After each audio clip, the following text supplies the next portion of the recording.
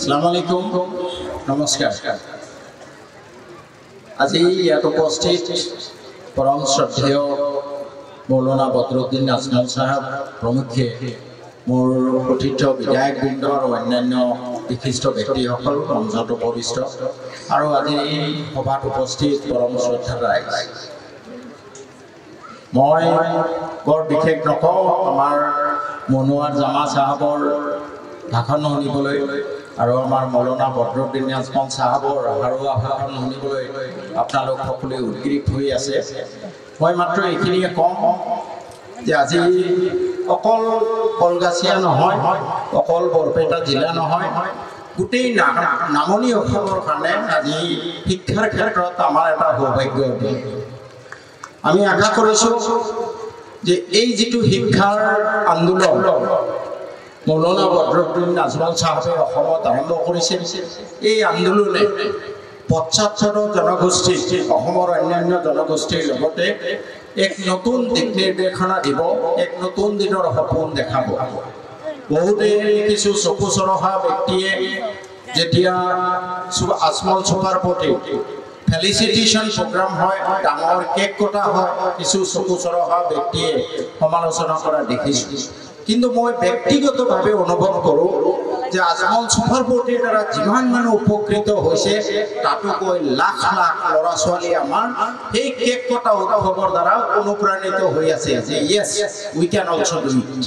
গতিকে মৌলানা বদৰুদ্দিন আজমল সাহেব, আপুনি গোটেই অসমৰ, গোটেই ভাৰতবৰ্ষৰ অনাগত দিনত এক উদাহৰণ হৈ থাকিব। এইটো আমাৰ সকলোৰে পৰম কৰুণাময় আল্লাহ তাআলাৰ ওচৰত দোৱা, আপোনাৰ ওচৰত আমাৰ আশা যে এই দুখীয়া মানুহবোৰক এক নতুন সপোন আপুনি দেখুৱাবলৈ আৰম্ভ কৰিছে আৰু এই সপোন অনাগত দিনত সাংঘাতিক এটা আন্দোলন হিচাপে ৰূপান্তৰিত হ'ব। মই এই চেগতে আমাৰ ইতিমধ্যে আজমল ফাউণ্ডেশ্যনৰ দ্বাৰা বহুকেইটা অনুষ্ঠান আমাৰ খচৰুল চাহাবে কৈছে আৰম্ভ কৰিছে। IAS কোচিঙৰ আৰম্ভ কৰিছে, SCS coaching, BEd college, law college, Ajmal super প্ৰতি মেডিকেল, ইঞ্জিনিয়াৰিং, IIT আদি আৰম্ভ কৰিছে। মই আজি গোটেই অসমবাসীৰ হৈ আপোনাক আৰু দুটা অনুৰোধ কৰিম যে আমাৰ ল'ৰা ছোৱালী এটা সময়ত আছিলে যে মেডিকেল ডক্টৰ হোৱাটো আমাৰ কাৰণে এটা অলিক কল্পনা, আমাৰ ল'ৰা ছোৱালীয়ে কল্পনাই কৰিব পৰা নাছিলে। সেইটো আপুনি সাকাৰ ৰূপ দিলে। তেনেকুৱা আৰু দুই তিনিটা ক্ষেত্ৰত আমাৰ ল'ৰা ছোৱালীক সাকাৰ ৰূপ দিব লাগিব। মই আশা কৰোঁ শ্ৰদ্ধেয় আজমল চাহাবে এই ক্ষেত্ৰত গভীৰভাৱে চিন্তা কৰি ব্যৱস্থা ল'ব। এটা হ'ল কমন ল এডমিশ্যন টেষ্ট। আগতে যেনেকৈ আমাৰ নীট কোৱালিফাই কৰাটো দুৰো বেপাৰ আছিলে ল'ৰা ছোৱালীৰ কাৰণে, ঠিক তেনেকৈ আজি আমাৰ ছাত্ৰ ছাত্ৰীবোৰে কমন ল এডমিশ্যন টেষ্টৰ বিষয়ে আজিও তেওঁলোক জ্ঞাত নহয়। ঠিক তেনেকৈ NDA নেশ্যনেল ডিফেন্স একাডেমি, এই দুটা ক্ষেত্ৰত যদি আমাৰ তেনেকুৱা ধৰণৰ অনুষ্ঠান কৰিব পৰা যায় তেতিয়াহ'লে আমাৰ বহু ল'ৰা ছোৱালী আগবাঢ়ি আহিব। নেশ্যনেল ডিফেন্স একাডেমিত চিট পালে আমাৰ কোনো পইচা পাতিয়ে নালাগে, ফ্ৰী হয় পঢ়া পাতি, কিন্তু আমি নাজানো।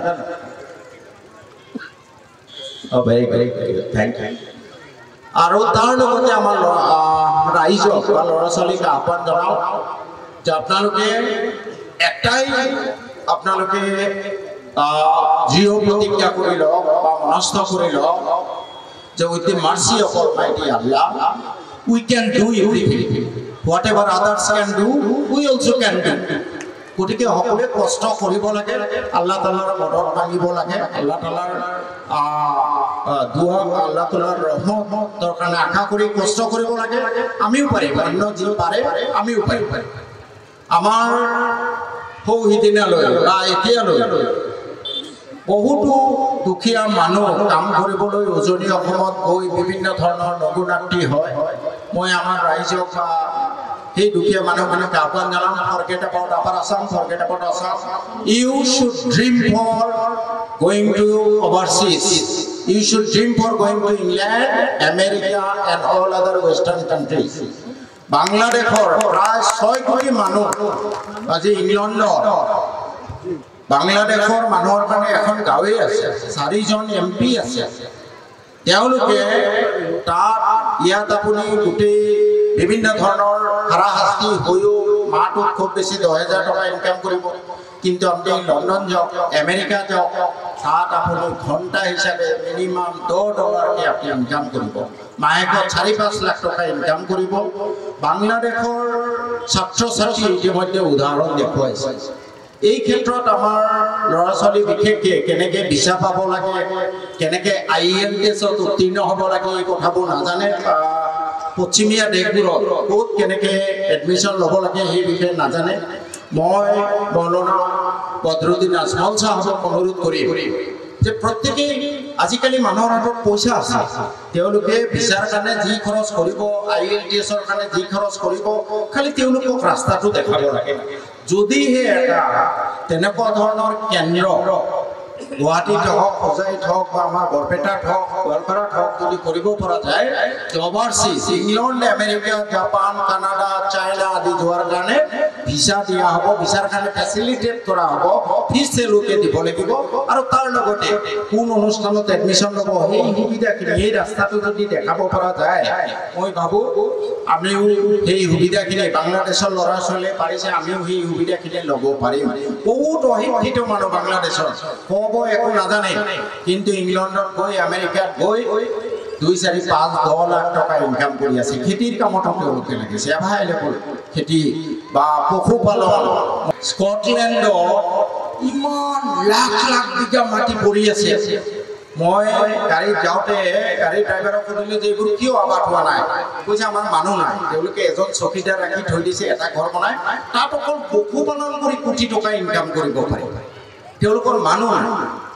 গতিকে এই ক্ষেত্ৰতো আমাৰ ল'ৰা ছোৱালীবোৰ আগবাঢ়ি যাব লাগে। মই আৰু বিশেষ নকওঁ, মই আকৌ আশা কৰিছোঁ যে আজিৰ এই অনুষ্ঠান আমাৰ এই বৃহত্তৰ নামনি অসমৰ কাৰণে এটা ইতিহাস হৈ ৰ'ব, এটা ইতিহাস সৃষ্টি কৰিব। এই অনুষ্ঠানে আমাৰ ল'ৰা ছোৱালীৰ কাৰণে নতুন দিনৰ সপোনৰ কাৰণে দুৱাৰ মুকলি কৰিব। এইখিনিকে কৈ আজমল ফাউণ্ডেশ্যন জিন্দাবাদ, মৌলানা বদৰুদ্দিন আজমল চাহাব জিন্দাবাদ, আমাৰ দৰিদ্ৰ ৰাইজ জিন্দাবাদ বুলি কৈ মই মোৰ ভাষণ সামৰিছোঁ। ধন্যবাদ। আসসালামু আলাইকুম, খুদা হাফেজ, নমস্কাৰ।